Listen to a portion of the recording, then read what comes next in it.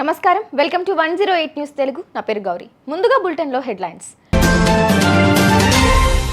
ఒక్క chance please, nominated ఎమ్మెల్సీల కోసం జోరుగా ప్రయత్నాలు. బాబాయ్ కోసం అబ్బాయి స్పెషల్ ట్వీట్, సంబరాల్లో ఓజీ ఫ్యాన్స్. మరోసారి తన డాన్స్తో ఊపేస్తున్న బుజ్జి తల్లి, పాపం చైతు అంటూ కామెంట్స్. ఇంత దిగజారుతారనుకోలేదు, మీడియాపై నటి ఖుష్బూ సంచలన వ్యాఖ్యలు. విధాన పరిషత్కు నామినేటెడ్ విధానంలో నలుగురిని ఎంపిక చేసేందుకు వీలున్నందున ఆశావాహులు తీవ్ర స్థాయిలో లాబీ చేస్తున్నారు. సభ్యులు యుబి వెంకటేష్, ప్రకాష్ రాథోడ్ల పదవీకాలం ముగిసిందే.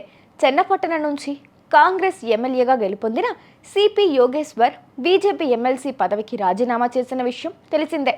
కాగా ఈ నెల 27న జేడీఏఎస్ సభ్యుడు తిప్పేస్వామి పరిషత్ పదవీకాలం ముగినుందే. ఇలా 4 స్థానాలకు ఖాళీ ఏర్పడగా కాంగ్రెస్ నుంచి ఎంపిక చేసే వెసులుబాటు ఉంది. అయితే ఆ స్థానాలకు ఏకంగా 20 మంది దాకా ప్రయత్నాలు చేస్తున్నట్లు తెలుస్తోంది. యుబి వెంకటేష్, ప్రకాష్ రాథోడ్ మరోసారి అవకాశం కోసం ప్రయత్నిస్తున్నారు. తన బాబాయ్ ఆంధ్రప్రదేశ్ ఉప ముఖ్యమంత్రి పవన్ కళ్యాణ్కు థ్యాంక్స్ చెప్పారు గ్లోబల్ స్టార్ రామ్ చరణ్. శనివారం రాజమండ్రిలో జరిగిన గేమ్ చేంజర్ ప్రీ రిలీజ్ ఈవెంట్లో పవన్తో దిగిన ఫోటోలను ఎక్స్ వేదికగా షేర్ చేశారు. డిప్యూటీ సీఎం పవన్ కళ్యాణ్ గారు, మీ తనయుడు, నటుడు, భారత పౌరుడిగా నేను మిమ్మల్ని ఎంతో గౌరవిస్తున్నాను. నా వెన్నంటే ఉన్నందుకు, నాకెప్పుడూ సపోర్టు చేస్తున్నందుకు ధన్యవాదాలు అని పోస్ట్ పెట్టారు.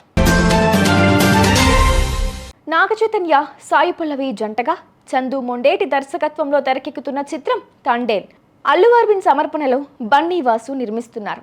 ఇటీవల ఈ చిత్రం నుంచి ఫస్ట్ సింగిల్ బుజ్జి తల్లిని విడుదల చేశారు. శనివారం రెండో పాట నమో నమః శివాయను విడుదల చేశారు. కళాత్మకత, ఆధ్యాత్మికత ఉట్టిపడేలా ఉన్న ఈ శివశక్తి పాటను జొన్నవిత్తుల రచించగా అనురాగ్ కులకర్ణి, హరిప్రియ ఆలపించారు. దేవిశ్రీ ప్రసాద్ సంగీతం అందించారు. శేఖర్ మాస్టర్ నృత్య రీతులు సమకూర్చారు. ఫిబ్రవరి 7న సినిమా విడుదల కానుంది. తన అనుమతి తీసుకోకుండా తాను మాట్లాడిన విషయాన్ని ఏ విధంగా రికార్డ్ చేస్తారని నటి, జాతీయ మహిళా కమిషన్ సభ్యురాలు ఖుష్బూ ఆగ్రహం వ్యక్తం చేశారు.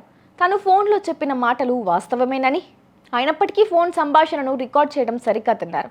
తమిళనాడులో జరుగుతున్న పరిణామాలపై స్పందించమని కోరుతూ ఇటీవల ఓ స్థానిక మీడియా సంస్థ ఫోన్ కాల్లో ఆమెను సంప్రదించగా ఆమె తమిళనాడు బీజేపీ తనను పట్టించుకోవడం లేదని తెలిపారు. ఈ ఆడియో రికార్డును సదరు మీడియా సంస్థ ఎక్స్ వేదికగా పోస్ట్ చేసింది. దీనిపై తాజాగా ఖుష్బూ స్పందించారు. చూశారుగా, ఇవి ఇవాల్టి బులెటిన్ అప్డేట్స్. మరో బులెటిన్తో మళ్ళీ మీ ముందుకు వస్తాను. అంతవరకు కీప్ వాచింగ్ 108 న్యూస్ తెలుగు.